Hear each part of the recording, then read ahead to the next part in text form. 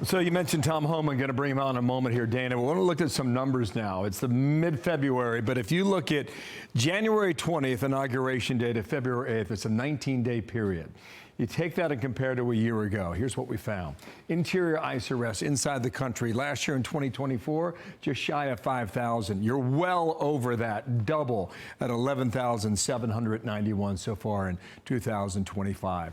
Arrests of migrants with criminal histories. Here we go. A year ago, 4,500. You've nearly doubled that already, just shy of 9,000 in 2025. Arrests of suspected gang members. A year ago is about 200. Right now at 430 and standing as we speak today. Tom Homan is the border czar, and Tom, good morning to you. When do you run out of criminal illegal targets? Well, look, we got, last count, we got almost 600,000 illegal aliens in the United States with a criminal conviction. So I won't be happy till we eradicate every one of those. And as far as TDA, we got a few more hundred TDA to look for, and we're looking for them now. They're our priority. Public safety threats remain a priority. So I'll be happy once we eradicate them from the United States, and we got a bigger population to go look for. But right now, we're concentrating on public safety threats, which is the right thing to do. Okay, let me rattle through a number of things here and try and get as quick answers as I could, because I got a lot to go through. Axios: Trump's immigration arrests appear to lag Biden's. One possible reason Trump's arrest rate isn't matching Biden's, the publicity surrounding the new president's tough talk on immigration has fueled a dramatic dip in the number of people trying to enter the U.S. illegally on the southern border. I don't know if that's true or not based on the numbers we just showed. How would you respond? Well, they're adding the Border Patrol arrests to the ICE arrests, which we're not doing. We're just talking about interior arrests, and we're blowing them out of the water. We more than doubled them. And the reason the border arrests are done, because we secure the border. I looked at the numbers today, Bill. 229 total encounters on the southwest border. 229. Compare that 11,000 a day under Biden. I started in Border Patrol in 1984. I've never seen the numbers this high. 229 total encounters in a 24-hour period. That is a record. So that's why there's less total arrests, because the border is more secure than it ever has been. Okay, here is a complication in Florida. This is a sheriff from St. Johns County.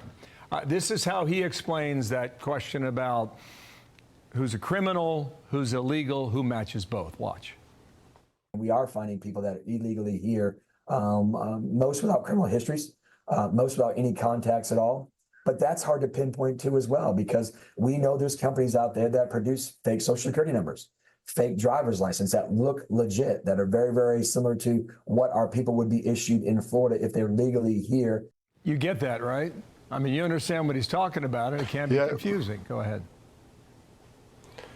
It makes our job more difficult, makes it less efficient, but we're drilling down on those cases, and they will be apprehended. There are states that are letting illegal aliens change their names, so that they're less able to be apprehended. But we're working through that. We have the greatest technology available, best technology we've ever had in ICE, and we're going to work through those issues. They're not off the table. We will find them, and companies that provide the fraudulent documentation will be held accountable. San Diego has closed an office that was opened up to receive illegals.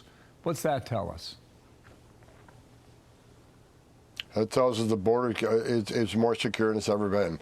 We're going to have additional facilities built to detain for removal, not to hold to release.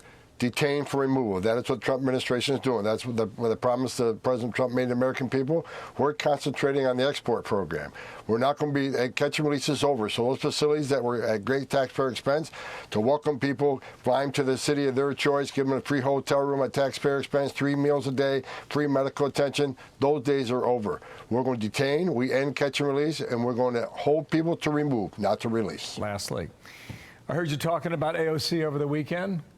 Do you believe she is breaking the law? I'll leave that up to DOJ. What I find disturbing is that any member of Congress wants to educate people how to evade law enforcement. You can claim you're educating those constitutional rights. Okay, you can keep that claim. What she in fact is doing is telling people don't open your door, hide in your home, don't talk to ICE. We're talking about people who are in the country illegally, committed a crime, they're a public safety threat, they've been convicted of serious crime, and they've been ordered removed by a federal judge. So it's like AOC and others don't want ICE to enforce the laws that they enacted. She's a member of Congress. Let us enforce the laws you enacted. That's what we're supposed to do. You can't go after her. Do you think others should? No, I think I've asked DOJ, where is that line of impediment, of interference? Now, if someone stands in your way, prevents you from arresting somebody, put your hands on it, that's impediment. But what line is telling people to hide from ICE, not open the door? Where do you cross that line on impediment? So I've simply asked the Department of Justice, give us that line. You have talked to them about this. That's what you're saying? Absolutely. Wow. We'll see where that goes. Tom Homan, I'm out of time. Thank you for yours to be continued. Thank you, sir.